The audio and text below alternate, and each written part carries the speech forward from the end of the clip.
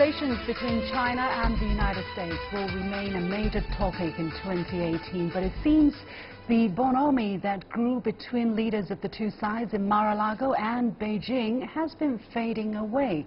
U.S. President Donald Trump unveiled a new national security strategy last December, addressing the America First doctrine one more time, in which he labeled China a strategic competitor and revisionist power. Does this mean the Trump administration is ready to go all out on a more adversarial relationship with China? Earlier last year, the U.S. government opposed granting China the market economy status at the World Trade Organization. So what kind of bilateral relationship does the Trump administration want vis-à-vis China? Is the prospect of a trade war more likely now? And what will 2018 bring to bilateral ties? Welcome to The Point. I'm Lu Xin. I'm happy to be joined by historian Dr. Niall Ferguson, who is a best-selling author and also a senior fellow at the Hoover Institution at Stanford University. Dr. Ferguson, welcome so much to the studio. Thanks for having me. Thank you. In the national security strategy I was mentioning, President Trump accused China of being a revisionist power that uses technology, propaganda and coercion to shape a world antithetical to America's values and interests. What do you think he means by a revisionist power, and in what case would you call a country by that?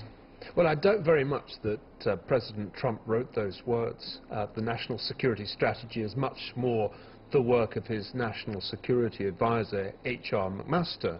But I don't think we should be too surprised that its tone is radically different from the last national security strategy produced for President Obama by Susan Rice, which was remarkably emollient and indeed friendly in its tone towards China. After all, Donald Trump campaigned in 2016 in a pretty strongly anti-Chinese way. Right. And I think it's easy to forget that after the mood music of Mar-a-Lago and the President's visit to Beijing.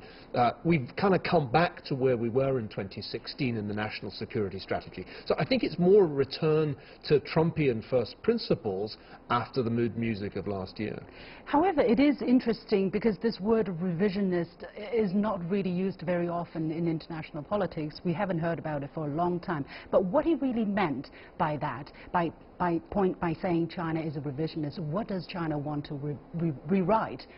I think it's interesting that China is grouped with Russia in that category, and if you read the national security strategy carefully, the phrase China and Russia keeps recurring, and they're referred to as revisionist powers. Now, what is meant there is that they are powers challenging some existing order in which the United States is hegemonic, is dominant.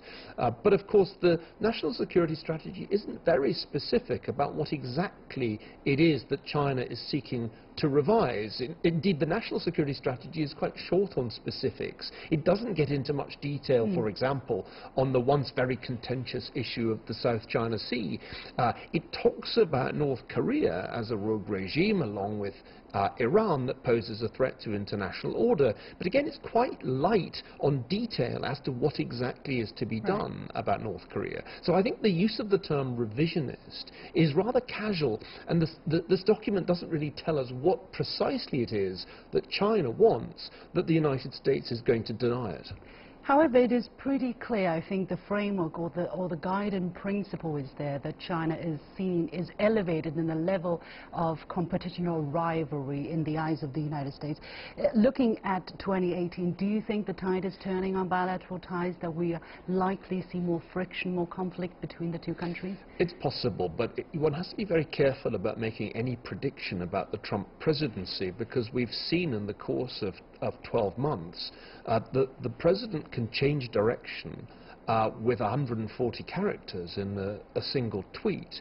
And it's perfectly possible that despite the current somewhat darker tone, we could see a complete change within a matter of days. I think there are two issues to focus on. One is still North Korea. That problem has not gone away despite the talks that we're seeing between North and South Korea. I think the risk has gone down because of those talks, but there remains a fundamental problem, which is that the United States, Trump, has consistently argued China should do more to restrain North Korea, to impose economic pressure on North Korea, to do something to alter its pursuit of a full suite of nuclear arms capabilities. And I don't think that issue has been resolved yet, and it may very well resurface if, for example, North Korea conducts another major test. The second issue is trade. I think there's no question that the Trump administration has up its sleeve some tough new measures directed against Chinese exports of steel and aluminium, but also potentially against Chinese investment in US technology. In some ways, Trump is more attracted to trade war than to actual war. The phrase fire and fury has become very famous. It began as an off-the-cuff remark Trump made on the subject of North Korea. Right. But if one talks to people close to the president, one gets the strong impression that he doesn't really want to be a war president in the way, for example, that George W. Bush was.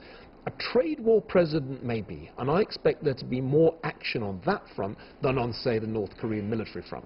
Do you think, from what is written in that book, we get a better sense of what is guiding the impulses of the president? I mean, is he totally, as the book says, a rebel without a cause, or does he have some kind of philosophy that he himself is following? For instance, you can see some kind of a pattern emerging from what he does about China. For instance, he's very much after the economic interests. You know, he's very much after this negotiation style, hitting hard in the beginning, but then giving you some leeway so that as if he's making things easier for you, so you cave in to his demand. Do you see something like that? Michael Wolff's book talks very little about foreign policy, indeed hardly at all about China. It talks more about the Middle East than about China, which is odd because I actually thought the Mar-a-Lago meeting between Xi Jinping and Donald Trump was one of the most important diplomatic events of last year.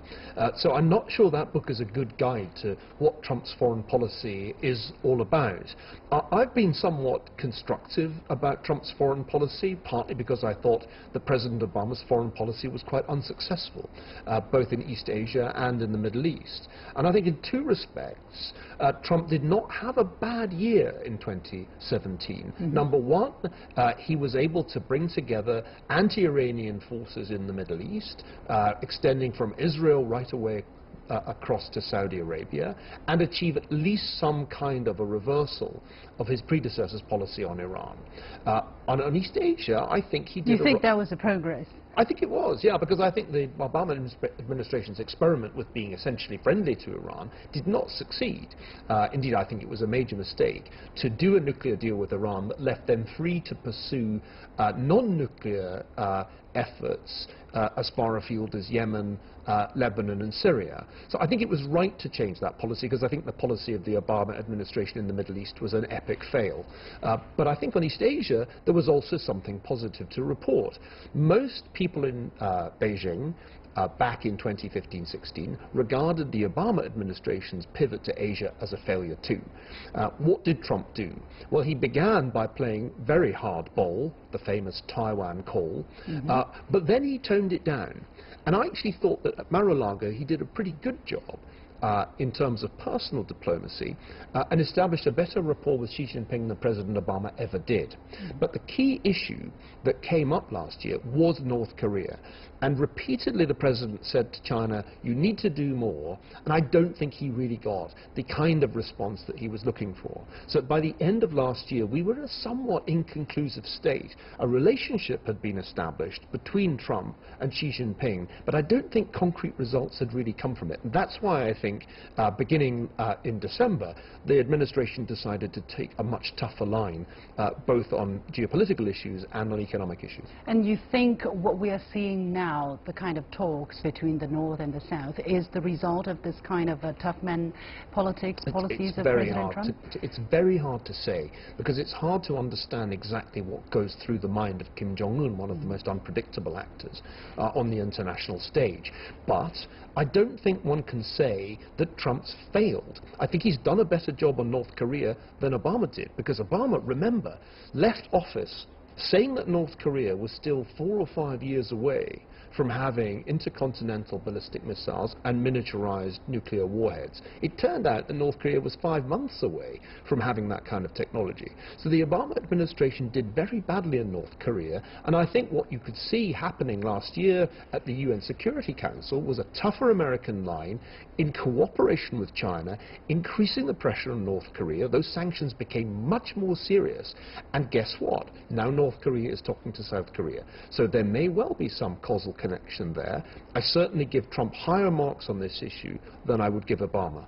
How do you comment on the kind of extremely spicy rhetoric that he has been using and the amassing of military prowess around that region, and the largest joint military exercises, bringing aircraft carriers to that region, showing of force?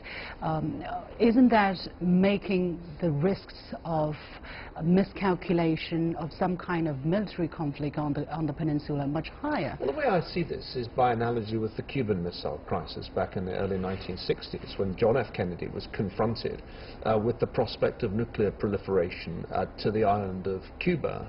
And he took an extremely tough military line. He in fact imposed a blockade. He took the world, it's often said, close to the brink of nuclear war, closer than at any time in the Cold War. But guess what? The result was a success. The Soviet Union blinked, a deal was done, and those missiles were removed from Cuba. So we can't praise John F. Kennedy for the way he handled the Cuban Missile Crisis and then criticize Donald Trump for being tough when another rogue regime, in this case North Korea, starts to proclaim its ability to hit mainland US targets with nuclear missiles. I think the Trump administration was right to take a tough line. Everybody knows that it's very late in the day to achieve anything here. This should have been dealt with long ago, but the Clinton administration and the Bush administration and the Obama administration failed to deal with the problem. I think we've actually seen more progress under Trump than we saw over 8 years of Obama. Is there a risk involved? There is always a risk involved in any kind of geopolitical confrontation, but both China and the United States have an interest in limiting nuclear proliferation. It is in nobody's interests that this region should have more nuclear powers. If North Korea becomes an established, recognized nuclear power, then it will not be long before others follow it. And that is why I think the US and China can and should cooperate to try to address this threat together. Well, I think to a certain degree, yes, indeed, by whatever means, the fact that the two sides are sitting down and talking is a good thing. But the reason why the previous administration had failed to deliver on any progress on the peaceful resolution of this issue is because of the United States government never carried out what they promised in exchange for the DPRK rolling back their nuclear program. When they said they will supply fuel, they didn't. When they, because of all kinds of reasons. So in the end, the DPRK just saw no point in sticking to the negotiation process, and they went along with the research and development of a nuclear weapon. So again... But if I may interrupt, that's not quite true. What has happened is that the UN Security Council has repeatedly published resolutions condemning North Korea's pursuit of a nuclear arms program, and North Korea has defied the UN Security Council and has ignored the sanctions. In terms of UN Security Council resolutions, that is the case. However, if you look at the agreement that have been reached throughout the course of the six-party talks, every time there was some kind of agreement, some kind of progress, the United States government backed down and never delivered on those promises, thus, pushing the negotiations into a dead alley. That's why the DPRK did not want to talk at all. At a time, they were stopping their nuclear process. They were dismantling their nuclear facility. But because of this kind of stepping back of the past U.S. administration, no more trust anymore. Well, as I've said, I don't regard previous administrations as having handled this problem well. So what I'm trying to say is maybe whenever you come to any kind of agreement, you have to really deliver. You have to be able to continue to build confidence that the DPRK can trust that the United States is really sincere about giving the kind of security assurance that the country needs. Well, I think it's a little odd to make those sorts of arguments today in 2018. It's a long time ago that any kind of tit-for-tat, quid pro quo type negotiation was on the table. What we've seen over a period of years has been defiance by North Korea of the UN Security Council. Multiple resolutions have essentially been ignored, and it's good that China and the United States, along with the other permanent members of the Security Council, have intensified the pressure on North Korea, because I think we're long past the stage of regarding what Kim Jong-un is doing as some legitimate pursuit of his own security. What he is doing as a proliferator, somebody whose country has withdrawn from the non-proliferation regime, is risking the possibility, not so much of nuclear war. I don't think he's about to fire missiles at the United States or its allies. But what he is risking is an escalation of proliferation throughout the region, and it cannot be in China's interest any more than it's in the interest of the United States for that to happen. So I think we're in agreement on this, actually, and it's one of the healthier aspects of Trump's foreign policy that the UN Security Council has acted together to try to check North Korea's increasingly reckless behavior, and I think we're seeing less recklessness now from Kim Jong-un in his readiness to engage in talks with South Korea. So I think that's a positive step forward, and it's an example of what the US and China can achieve when they work together, not only together but with Russia and Britain and France, on the UN Security Council. We're going to take a very short break, and we'll be back right after this. Stay with us. Welcome back, and my guest today is Dr. Niall Ferguson, a best-selling author and senior fellow with the Hoover Institution at Stanford University. We kind of went off to these DPRK issue, which is a very important issue standing in the way of US-China relations. So looking again to 2018, do you think the risks of a trade war are more prominent from the various signs we see? Yeah, I think it's quite probable that the Trump administration is going to impose tariffs. It already does impose tariffs, the United States, but I think these tariffs could be increased on Chinese exports of steel and aluminium. I think it's also very likely that there will be much tougher scrutiny of Chinese investments in the US technology sector. So I think the atmosphere is likely to turn rather chilly on trade issues, and I don't think any of us should be surprised about that. The only surprising thing really is that it's taken this long to happen, because remember, if you rewind the tape a year, when President Trump delivered his inaugural address in January 2017, he explicitly used the word protection. He used the phrase America first, and everything that he had said on the campaign trail had pointed in the direction of a more protectionist US trade policy. So the only surprising thing to me really is that it's taken 12 months for this really to become a reality. But you think this trade war is going to do any good for the economy of the United States? I don't. I've been opposed to this policy. I am not a protectionist. I'm a free trader. I was shocked when Trump talked this way in his inaugural address, and I don't expect much good to come of it. Here I agree with Bob Zoellick, who published an article on this subject just this week, former US trade representative. I'm entirely in agreement with him. I don't think this is the right course for the US to go down. But then that's one reason that I was not an ardent Trump supporter in 2016. Why do you think he might launch the war in 2018? And especially one of the key advocates of this anti-China narrative in the so-called Trumpism, Steve Bannon, he is out of the picture. Why do you think now the possibility is still there and even more there? That's a good question, but of course Bannon was not the only member of the administration who wanted to take this kind of line. I mean, I think if you look at Commerce Secretary Wilbur Ross's statements, he's always made it fairly clear that the goal is to play a much tougher game on trade issues with China, and it has been a central leitmotif of President Trump's rhetoric, not just since 2016, but frankly for decades. I mean, Trump made his reputation politically on protectionist policies right back in the 1980s. The idea that he was never going to do this never struck me as plausible, and just because Bannon's gone doesn't mean that there aren't plenty of trade hawks still in the administration. So I think that this is likely to happen, and I think it's going to be very interesting indeed to see what exactly the Trump administration can get by doing this. I'm not sure terribly much is to be gained. It should be said that this is part of a wider Trump's strategy to challenge prevailing norms in trade. NAFTA, North American Free Trade Agreement, is something that Trump has repeatedly talked about scrapping, and we should, I think, not rule out that scenario too. So I think on trade, Trump is in 2018 going to deliver what he promised in 2016, but spent 2017 just tweeting about. Well, let's wait and see.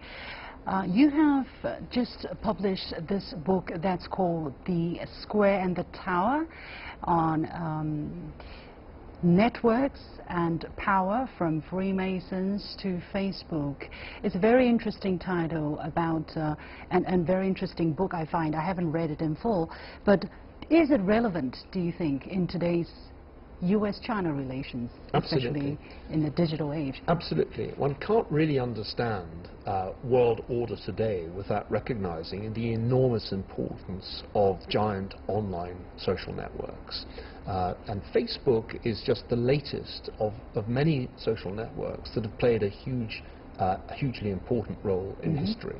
And part of what has happened over the last 10 or 20 years has been the division of the world into two distinct internets. There's the American internet, which is dominated by the so-called FANG companies, Facebook, Amazon, Netflix, Google, and I think Apple should probably be added to that list. And then there's another world, which is China's world, dominated by the BAT companies, Baidu, Alibaba, Tencent.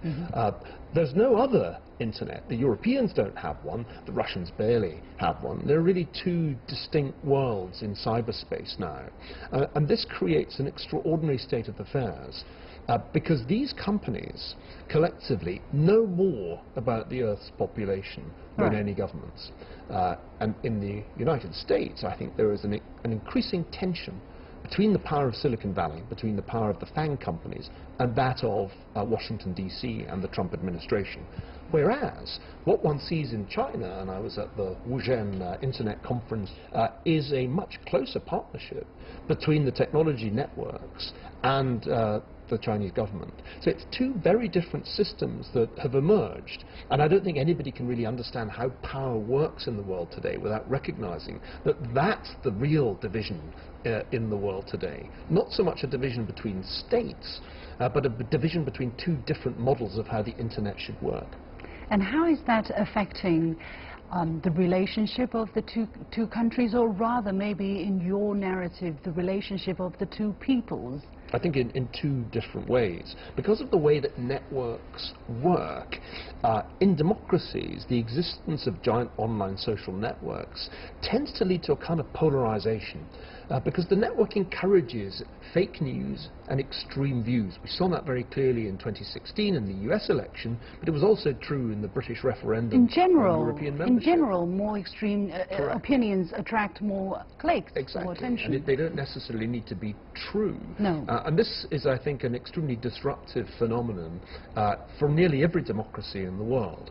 Of course, amongst the extreme views that can proliferate in that kind of atmosphere are extreme views of nationalism. And so one danger, which I think is true of populism generally, is that the social media encourage a kind of crude nationalism. One could imagine a scenario in which US-China relations could deteriorate, partly because they become the object of tweet storms. Now that hasn't really happened yet, and I don't in fact see that much anti-Chinese sentiment amongst Americans. What about the other way around? But that's the thing. The other side of the story is really very striking, that Chinese views of the United States, insofar as we can measure them online, have become a good deal more negative in recent years. And I think many Americans slightly underestimate the extent to which their image in the rest of the world, and especially in China, has really turned south. This negativity, this increased nationalism that one sees online, I think is going to be a source of trouble in the future if governments aren't careful. For a lot of people in China, though, they would say what is being called nationalism is really what the Chinese have been long wanting to say, or we have the feeling that we're finally saying what is the right thing, what we deserve, because for so long we have been bashed, we have been demonized, we have been wrongly accused of many things we simply didn't do. So now it's the time finally we can express ourselves in a language that is just down to earth, that is very easy to understand. How do you look at that kind of feeling? Well, I think it's almost a mirror image of the populism that we've seen in democratic societies in recent years. That the trouble is that no matter what the sentiment is, whether it's a sentiment about trade or about some territorial dispute or about history, once it's online, it will become more extreme. Because it's, and this has been shown by network science, it's the more extreme statements that tend to go viral. It's the more extreme tweets that tend to get retweeted on Twitter. And so the danger is that what we get is a kind of amplification, even of an initially healthy sentiment. I think everybody should be careful of the ways in which giant social networks allow extreme views to become dominant. This amplification effect is already very destabilizing in democratic systems, but there's no reason why it shouldn't be a source of instability in China too. These forces are hard for governments to control, and that's a central theme of my book. The square is the town square, where people can network, where social networks operate, where markets operate, where things are informal. The tower is where government resides. For most of history, the tower is dominant, the tower of political hierarchy rules. But every now and then, and I think we're living through one of those times, technology empowers the square, and it can create revolutionary challenges to the authorities in the tower that they underestimate at their peril. Right. Given the challenges and opportunities that you have mentioned, how can these two interact in a way so that not just the extreme goes viral, a healthy current of energy that is constructive to the development of both our domestic society and international relations can flourish? Well, I think there are two answers to that question. The Chinese answer is essentially to make sure that this public square that is the internet is quite carefully monitored by the authorities. And I think by carefully monitoring what goes on online, the Chinese government is doing its best to avoid the kind of phenomena that we're talking about.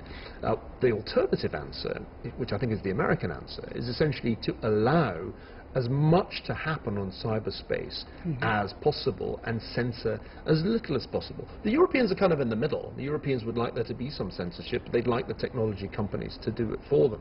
Now, in some ways, the Chinese answer is the logical one. The logical one is really the state has to make sure that it has control of this giant public square. In the United States, we're running a rather strange experiment. And in the experiment, the companies that we're talking about know more about American citizens than the federal government knows itself. And that's a very unusual experiment, and not one that I expect to end well. Very interesting discussion. Of course, each country has their circumstances. The policymakers make the policy that they believe is the best for that country for that particular period of time. Anyway, many thanks. We have to leave it there. Our guest today has been Niall Ferguson, best-selling author and senior fellow at the Hoover Institution at Stanford University. And that's it for this edition of The Point with me, Lu Xin. Download the application called CGTN to watch our show on your mobile devices, or go to YouTube and look for CGTN The Point. Thanks for watching. I hope you got the point.